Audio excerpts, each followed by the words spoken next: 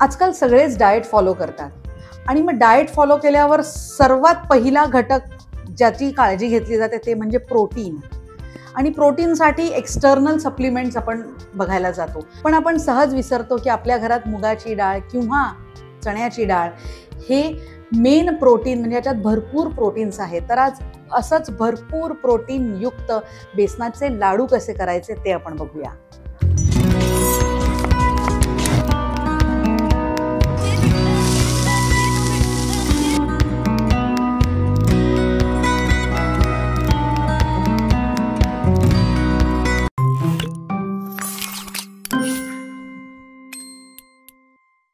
चला तर मग आज बनवूया बेसनाचे लाडू. बेसनाच्या लाडवांसाठी मी जाड बेसन घेतलेलं आहे, ज्याला कोर्स बेसन म्हणतात. आणि हे 4 कप भरून दाबून भरलेले नाही आहेत, तुम्ही व्हिडिओ पाहतायत तसेच भरायचे आहेत. अर्धा किलो पीठ बरोबर 4 कप होतं. 1 कप पेक्षाही कमी तूप मी वापरलंय, सो अर्धा कप तूप टाकलंय आणि अर्धा कप टाकून थोडंसं उरवलंय.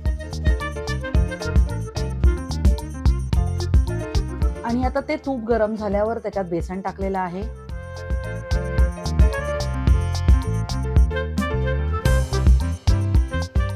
हळूहळू मिक्स करायचं बेसन आणि तूप एकत्र.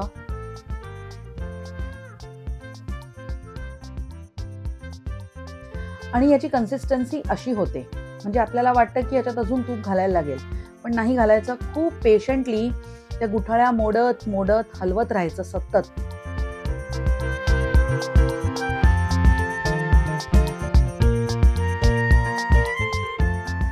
ही बघा, हे ब्रेड क्रम्स म्हणजे अशी क्रम्बली कन्सिस्टन्सी याची आली आहे. ही कन्सिस्टन्सी यायला मी याला जवळजवळ 15 मिनिटं मंद आचेवर हलवलंय.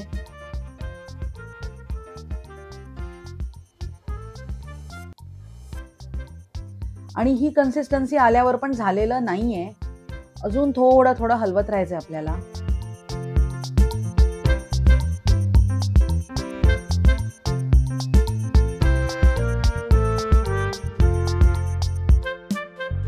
जसं जसं तुम्ही मिक्स करत राहाल तसं त्याची कन्सिस्टन्सी अजून पातळ पातळ होत जाईल. हे बघा, ही कन्सिस्टन्सी येते ॲट सर्टन स्टेज.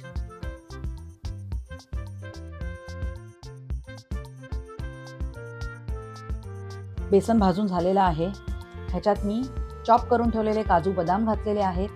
मला पर्सनली बेसनाच्या लाडूमध्ये काजू बदामाचे तुकडे खूप आवडतात. जेव्हा ते बेसनाबरोबर व्यवस्थित खमंग भाजले जातात तुपात, खाताना जेव्हा दाताखाली येतात तेव्हा अप्रतिम लागतं. तुम्ही पण ट्राय करून बघा. किती मस्त दिसतंय. हे भाजून झालेलं आहे. आता हे कम्प्लीट गार करायचं. आणि हे गार झालं की बुरा शक्कर म्हणजे पेढ्याला वरून जी साखर लावतात ना, ती वाण्याकडे सहज मिळते. ती 2 कप टाकली आहे मी, चाळून घेतली आहे मी आणि मग टाकली आहे. वेलचीची पूड करून घेतलेली मी, ती टाकलेली आहे. तुम्हाला वेलचीची पूड करायची सिंपल मेथड सांगते. वेलची भाजून घ्यायची अगदी खमंग आणि मिक्सरमध्ये टाकून साखरेबरोबर त्याची पावडर करायची आणि बरणीत भरून फ्रीजमध्ये ठेवून द्यायची. आता हे व्यवस्थित हाताने मिक्स करायचंय. चमच्याने मिक्स करायला जाऊ नका, हातानेच मिक्स करा. ते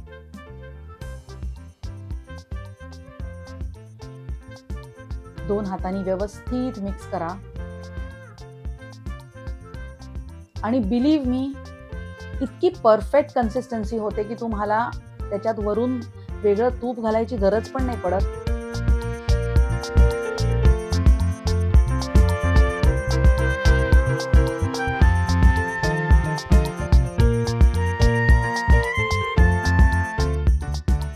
कधी कधी बेसनाच्या लाडवात तूप जास्त झालं की तो लाडूचा शेप लाडूसारखा राहत नाही, थोड्या वेळाने तो पेढ्यासारखा होतो. बट ह्या प्रमाणात जर तुम्ही लाडू केले तर तुमचे असेच राहतील डब्यात ठेवल्यावर सुद्धा. आणि ह्याची चव तर इतकी अप्रतिम लागते, काय सांगू तुम्हाला. नक्की ट्राय करून बघा ही रेसिपी.